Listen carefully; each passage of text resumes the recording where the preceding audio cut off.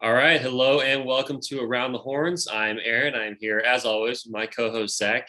We're here to talk about the Texas Longhorns baseball team. The Horns are well into conference play at this point. We have a lot of things to discuss. We're going to talk about the series win in Arlington over the Sooners. We're going to preview the big upcoming weekend series against TCU, and we're going to hit on plenty of things in between those. So, Zack, how you doing today? Doing good. Happy to get a nice, easy win last night. See some batting practice, really. So yeah, that's we're still on the OU win high. So yeah, everything's good this week. Yeah, no, the Tuesday night game was good. That is what a Tuesday night game is supposed to look like against the or for the University of Texas. Just the pitching, going out there throwing strikes, putting up a lot of runs against pitchers that they should put up a lot of runs against. So yeah, that was nice to see. But yeah, you talked about it, the OU series. It was crazy. It looked like it was going to be a disaster until it wasn't. Before we get into the nitty gritty details of what actually happened during the series, I want some quick power rankings, and these are going to be power rankings of just bad OU things. So what was the worst for you? I'm going to give you three options: OU outfield communication, the Oklahoma Friday night broadcast, and then the Oklahoma bullpen on Sunday. So what was the worst of those three, and then second to worst and third? Ooh, I think man, that's tough. I'll go with OU outfield communication. That should, routine fly ball. What were those guys thinking? Like, not, it wasn't even like there was wind. I mean, you're inside. Come on. But that OU Friday night broadcast, that was bad. I'm positive that the cameramen have been drinking. Like, there's no other explanation. I've seen better Just from broadcasts for Oklahoma. little league teams playing on like a Tuesday night. Like, that was bush league. The ball would be hit to the second baseman, and they'd be staring off into left field and be like, "Wait, a play happened? Oh wow, okay, we're 2 outs later." Like, no, yeah, it was bad. But then it was absolutely beautiful to see the bullpen melt down from OU on Sunday. So that brought a good smile to my face. So Yeah, that was great. I think for me, the Friday night broadcast is going to be at the top of the list. I mean, you mentioned that the camera people might have just, been drinking. I think they might just be from Oklahoma, which can effectively be the same thing sometimes. It was horrible. I mean, you mentioned the camera angles. Someone made a good comment. They seemed that their goal was to use as many camera angles as possible on every single pitch. They were just flying around, but except for the one that is behind home plate or like the center field view, like the normal one of every pitch, they refused to use that one until like the sixth inning. But yeah, no, that was horrible. And then I would go bullpen meltdown number two, and then outfield communication. I mean, outfield, you can only expect so much from the Sooners, like learning how to communicate on fly balls, whatever. But yeah, looking more into the series. So Friday, Pete Hansen, we talk about it all the time on the show. David Pierce talks about it. Friday night guy setting the tone, and man, that is what Pete Hansen did. Double-digit strikeouts. He ate up a bunch of innings. He just dominated the game. He didn't, after the first inning, they had absolutely nothing going against him.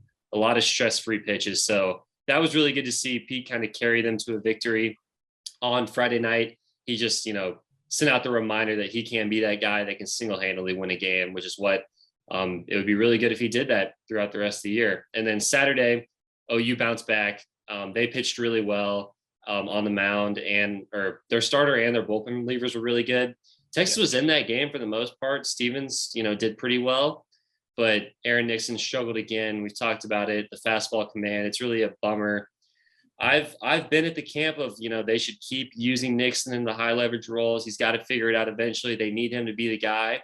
And I still think they need him to be the guy, but I'm at the point where I'm ready to see other guys get a chance in the really high leverage roles until they're able to figure it out with Nixon, either in lower leverage situations or in practice.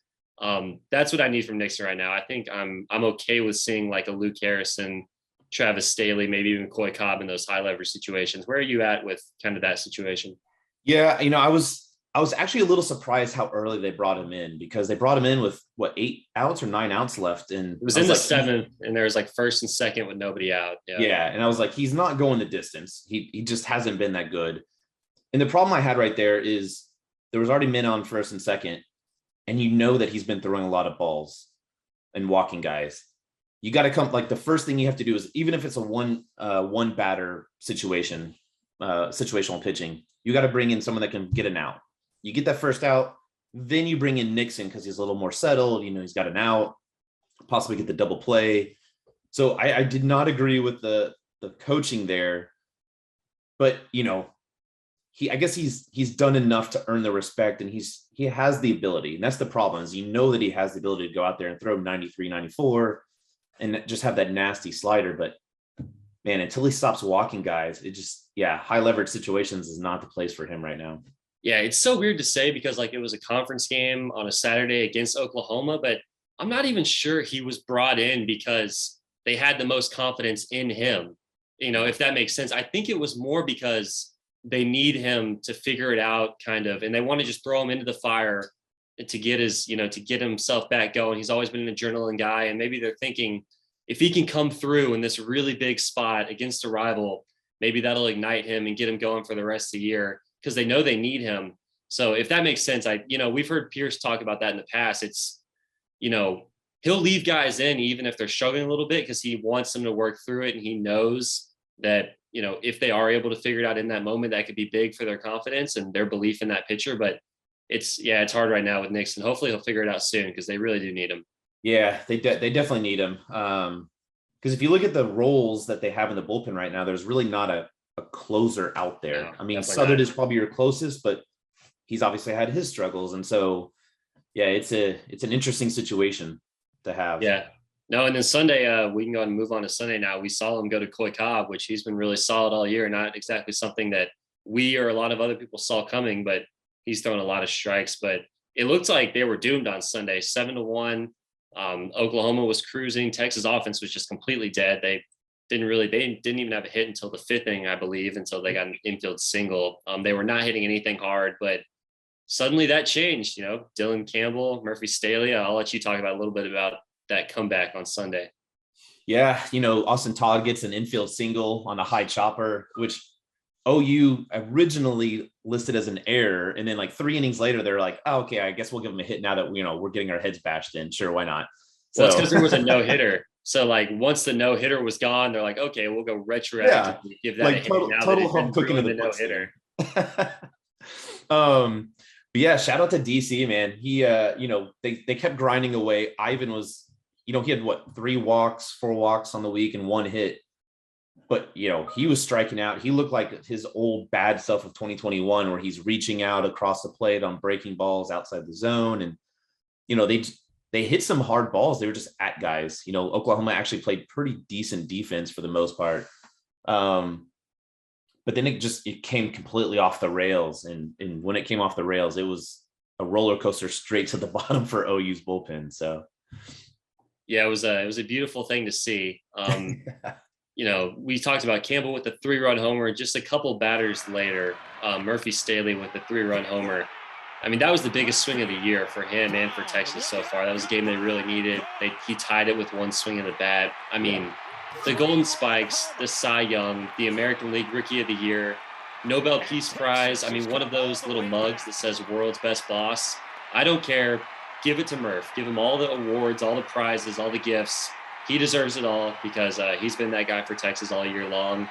And it really did. It felt like a potential like season-changing win for Texas. And hopefully it was a season-changing loss for OU, and they're just completely demoralized and can't win a game for the rest of the year.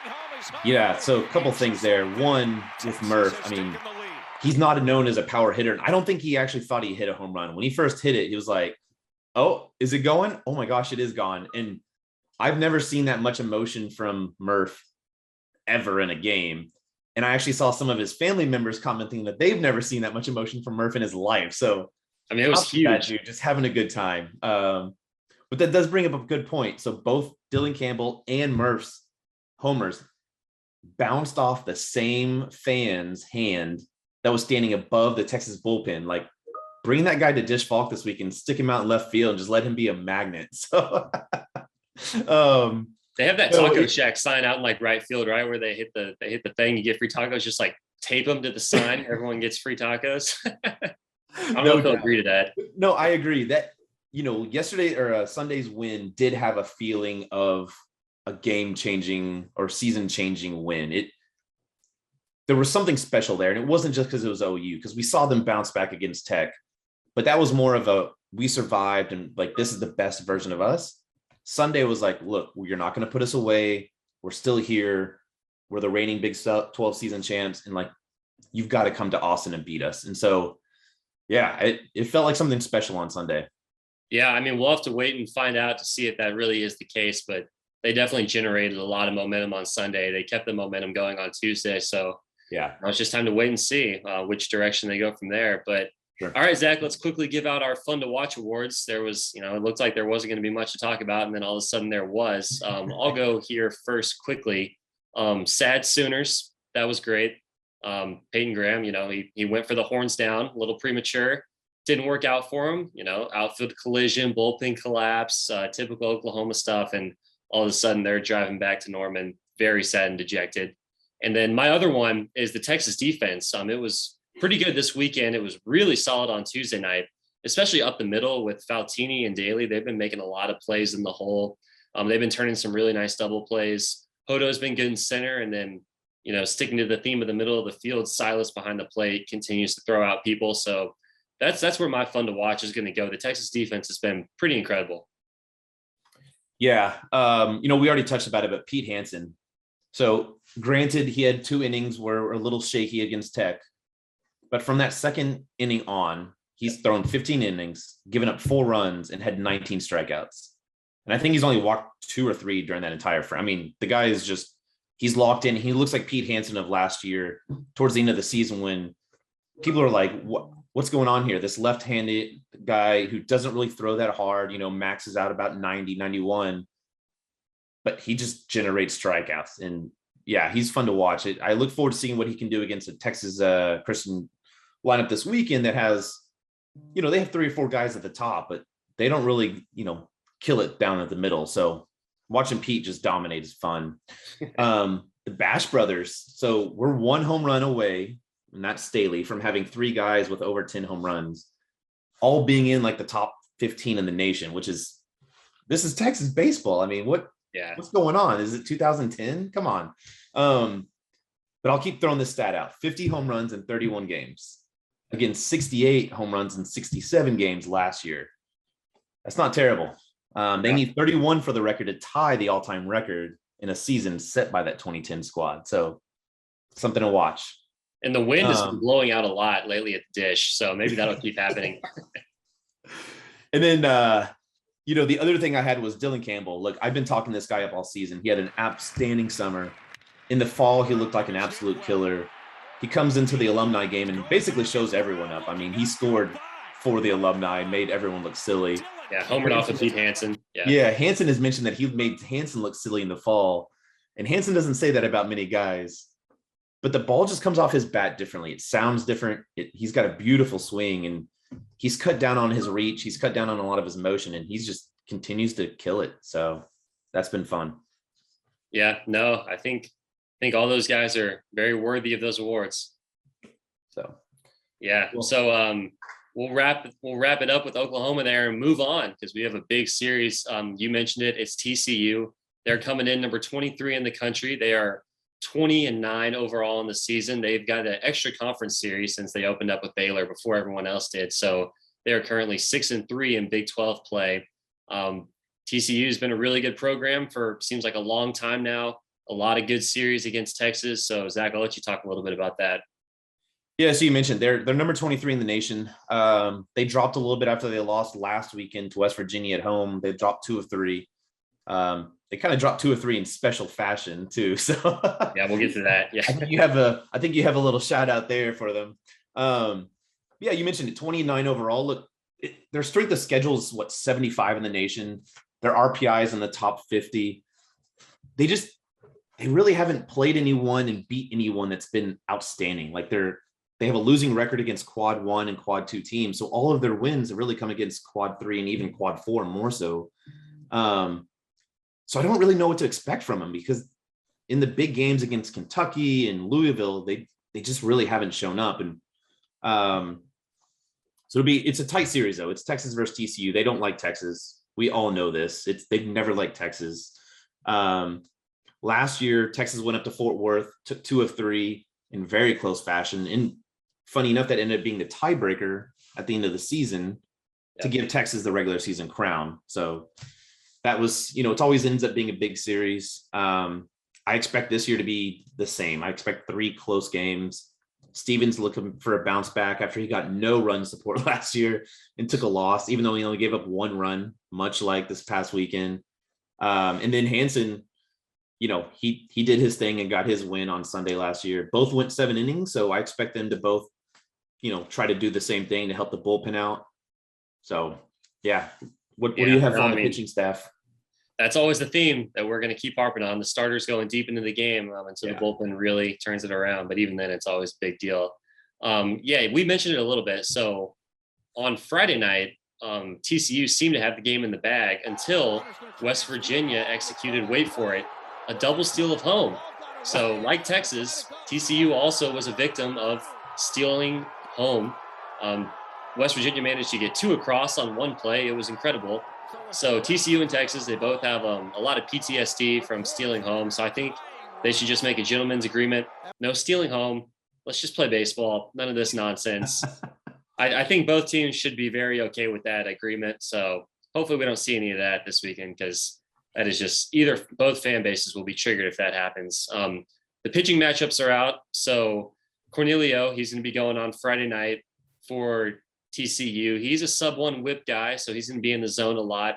Not a ton of strikeouts, not really a ton of walks. He's just a guy that seems like he kind of goes out there and eats innings, gives his team a chance to win, which is good, but might not be good enough against Pete Hansen. And he has allowed 4 homers this year when we talk about Texas chasing all their team home run records.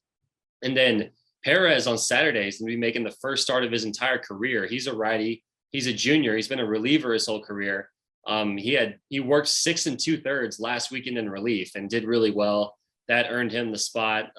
So if you don't think he's stretched out, he definitely is, because he went 6 2/3 last weekend. So it'll be interesting to see him. I'll let you touch on him a little bit more. And then Brett Walker, he's the guy on Sunday. He has a higher ERA. He's got a higher whip. Not really a crazy strikeout guy. He seems like on paper a guy that Texas should be able to handle, at least put the ball in play against, use their speed, use their power a little bit. So yeah, that's what we're going to see from TCU on the mound, at least to start the game. I'll let you add in where you see fit there. Yeah, Perez is an interesting one. He faced Texas last year, retired 5 of 6 batters. Yep. He's always been a bullpen guy. He threw 30 innings last year. He was on the back end of their excellent rotation. He's got good stuff. I want to see how that translates in a start. I know he went 6 2/3 against West Virginia. But being a dish Falk's a little different. I want to see how that translates to a full game, especially starting on the road. It's not the same as starting at home when you have your similar routines.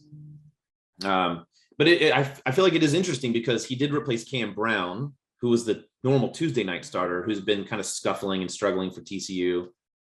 Because Austin Krob, of course, is still out with a shoulder issue. He's another week or 2 away, it sounds like, from Sarloos. So, I think Texas has a good matchup on Sunday. I like Cornelio. He's done really well. He's been effective on Fridays, but so is Hansen. So we might have a pitcher's duel again on Friday night. So we'll have to see what happens. Yeah, can't complain when we get one. I think TCU before, if Krob was in this series, I think it'd be a lot closer. But I think Texas, they got the pitching advantage right now.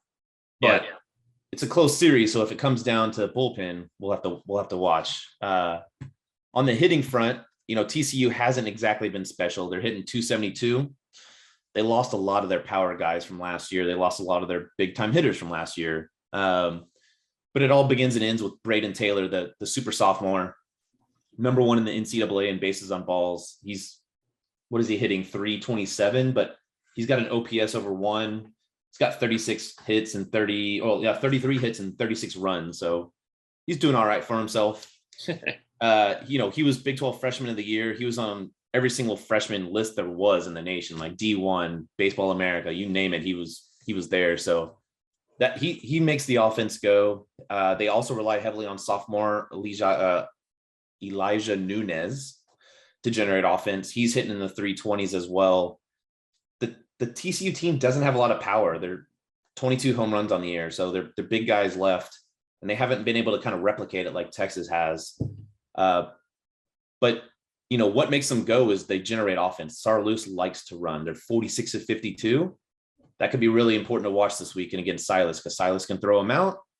So we might have a nice, keep your arm warm, Silas, after OU started running on him as well.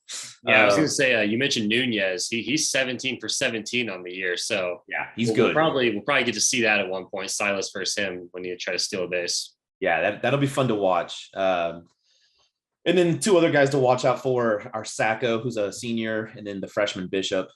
But really, after you get outside the top four guys, they're all down in the mid 200s or less. So, Sarloos said at the beginning of the season, he's got to find some hitters. They got to find consistency, and they just haven't done that yet. They've been games where they've been really good, and they've been games where they've gone completely cold. So, it'll be something to watch. If Texas is going to keep them off balance, their offense should be able to generate enough to get them by.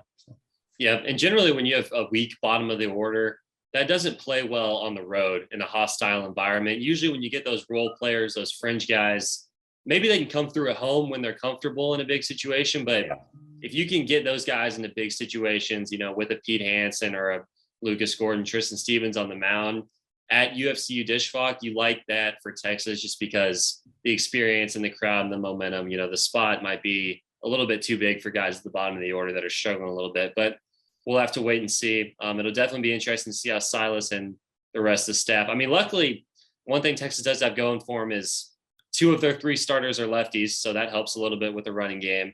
You've got Silas behind the plate, and then Stevens is also just a very veteran pitcher. He knows how to manage the run game decently. So, the Texas defense will be really important this week. They'll have to keep playing the defense they've been playing. But all right, I think we should give some picks, Zach. And before I'm just going to say it, I've been money in the conference picks so far. Unfortunately, I did pick Tech to win 2 out of 3 against Texas. I don't feel good about it. I wasn't rooting for it. I'm not happy about it, but I was correct there. And then I did say Texas would take 2 out of 3 against Oklahoma. So I am undefeated so far. We'll see if that keeps going. Say maybe you just do the picks and I'll just stand by and watch. No, I need your input. It helps me out. I want to see where your brain is taking you. But with that being said, it looks like we agree this weekend. I'm taking Texas to win 2 out of 3. Right now, my whole strategy, if I had a computer model, this would be what the model is spitting out. It's not that complicated. It's Texas is not bad enough to get swept, and they're not really good enough for me to pick them to sweep anyone right now. And with that being said, if it's a close team, a team with the same caliber of, in the same range as Texas, I'm going to go with the home team, and that's what I'm doing. So I'm picking Texas to win 2 out of 3 this weekend. Yeah, I've got Texas 2 out of 3 as well. And if you look at the RPI predicted results, if you follow like analytics and stuff like that, it suggests the same thing. Texas at home with Hansen and Stevens, I think give a really good 1-2 punch to be able to win out. Again, I fully expect a pitching battle on Friday night between Cornelio and Hansen. I think home cooking, like you mentioned, it's going to be huge. The biggest thing for me is late in the game, Texas bullpen cannot give up walks because TCU, as I said, like to steal the bases. They like to run. They like to put pressure on the defense. And so if the game is close at the end, I think it to some extent favors TCU just because I think they can push some runs across against the Texas bullpen. But without, like I mentioned, Austin Krob on the mound on Saturday, I really like the Texas pitching matchups. And, they've continued to hit. They're hitting 321 on the season. And it's not like they've been facing mediocre pitchers so far. So, yeah, I think Texas can take it 2-1. I don't agree. I don't think it's going to be a sweep. I think TCU is far too good to do that. But, hey, crazier things have happened in this series before. So it'll be fun to watch. No, absolutely. And Texas could really use one. We were talking about it a little bit before. You're going to get into the Big 12 standings here, but Texas is probably going to need to find some sweeps somewhere if they're going to track down TCU and Oklahoma State at the top of the conference. Yeah, so speaking of Big 12 standings, right now it currently sits Oklahoma State at number 1. They are 5-1 with the only loss being to K-State. Then you got TCU, who we mentioned they've played an extra series, but they've actually dropped at least one game in every series. So they dropped one to Baylor. They dropped one, I believe, it was K-State, right? And then they dropped two to West Virginia. Then you have Tech, the old Tech folks. They're sitting at 4-2. They dropped one to Kansas. I don't know how you go from beating a team 28-2 to losing the next day. That blows my mind. But yeah, they thankfully dropped one to KU over the weekend. Then you have West Virginia, who's actually played one less series than everyone else. They're sitting at 2-1. So after this weekend versus Baylor, they could be up in the top 3 potentially. And then you have Texas at 3-3, OU at 3-3, Baylor at 2-4, and then you have the scoundrels from Kansas. I don't know if they're not playing or whatever. K-State's at 1-5 and KU's at 1-5. But I will give a shout out to KU. Like, they must have pissed someone off in the scheduling office, because in back-to-back weekends they have Texas, TCU, Tech, and Oklahoma State. Did they steal someone's Cheerios? Like, what? I can tell you what happened there. You want the explanation? It was March Madness, so everyone's locked in on the Kansas basketball team. So they finagled the Big 12 schedule. All right, let's play all the really tough teams at the beginning while everyone's watching basketball, and then while the basketball team is busy winning the national title, we'll just sneak in the back door with our 1-5 baseball team, and no one will really notice. When I saw that originally, I was like, well, that must be a mistake. Like someone put a graphics error. No, that's real. So yeah. But yeah, so I don't think the standings are going to get shook up too much. There's no big crazy series, unless OU, who's playing Oklahoma State, can steal one or two. That'd be fun. Although I hate seeing Oklahoma win anything. So, got to give and take a little bit, I guess. But yeah, so that's what the standings look like. Yeah, no, it's definitely going to be a fun race. It has been so far. Texas has a lot of home series left, which would be good for the Longhorns, like we've talked about a lot in the past. All right, Zach, Tennessee, they did it again. I mean, dear God, they beat the crap out of Ole Miss last week at Ole Miss, and then they went into Vanderbilt and swept Vandy, and it really wasn't that difficult. They've got the pitching, they've got the hitting. I mean, they've got the defense. They continue to look really good. Yeah. So shout out to 3 Longhorns that made the midseason Golden Spikes Award list. So yep. Hansen, Melendez, and Staley, of course. Give Staley the treats now. But something crazy to think about is the entire weekend rotation for Vanderbilt.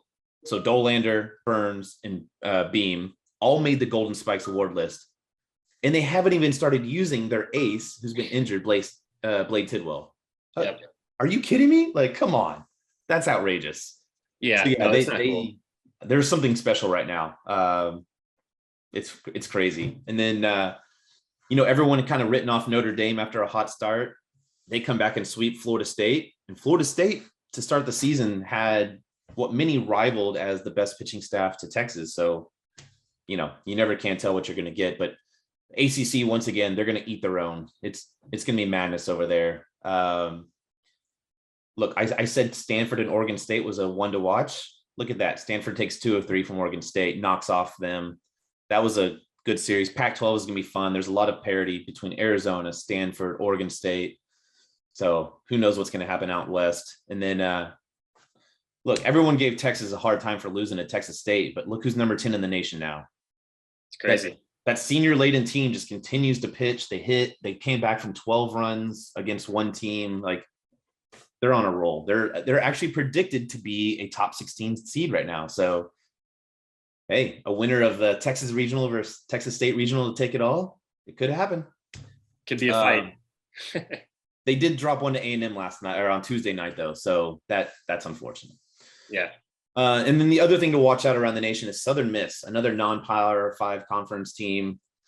They've got hitting, they've got pitching.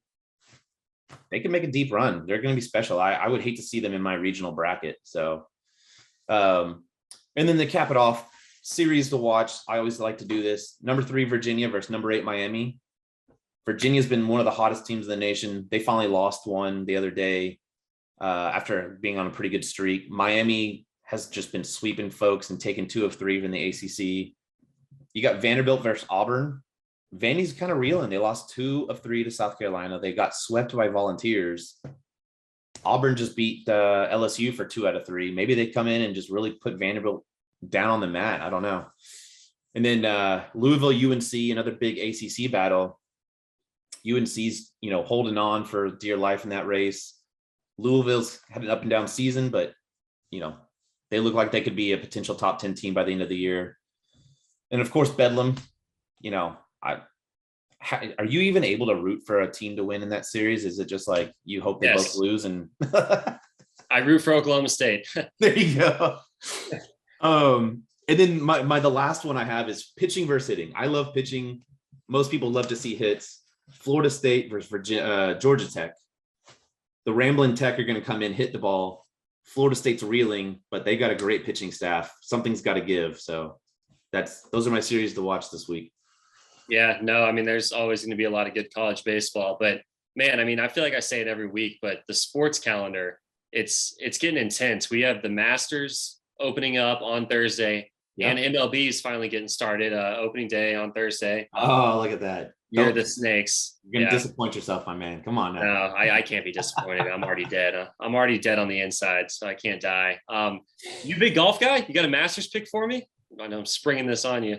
So I like to watch the Masters. I actually don't play golf. All my buddies do, but I'd love to see what Scheffler can do. UT alum, number one in the world right now. Yeah, like go get your green jacket, my man. Come on, follow it up. So yeah, no, it'll be interesting to watch. Tiger said he's going to go. So yeah, hey, get out there. Use those legs. See what happens. Yeah, no, we got a couple Longhorns because Scheffler's number one in the country, or number one in the world. And then Spieth, he loves the course. So he's always in the mix there at Augusta. I'm going to go with his buddy, Justin Thomas. That's my pick, 12-1. So not really great value, but I'm just going to throw that out there in case it hits so I can brag about it next week. But yeah, everyone enjoy watching all the sports this weekend. There's going to be a lot of good stuff going on around the country. We'll see if Texas can take care of business against TCU. And just a reminder, like the video, subscribe to the channel. You can leave comments. We'll do our best to reply to those. Follow us on Twitter. You can find me at Aaron Little OB. You can find Zack on Twitter at Zack at the Dish. Orangebloods.com. A lot of football going on as normal. There's a lot of stuff rolling out. Me and Zack are rolling out different types of content every single day. So if you want more Texas baseball talk from me and Zack, if you want to read along, follow along during the games, orangebloods.com is the place for that. But Zack, anything else you want to say to the people before we get out of here? No, I'm ready to get to the ballpark on Friday and watch Texas exert some wins over the Frogs. So yeah, no, it should be a really good crowd. I think all three games are sold out. Weather should be really good. So yeah, no, I look forward to seeing you there and look forward to seeing the fans. And with that, I think we'll get out of here. So that'll do it for this episode of Around the Horns, and hook 'em. Hook 'em.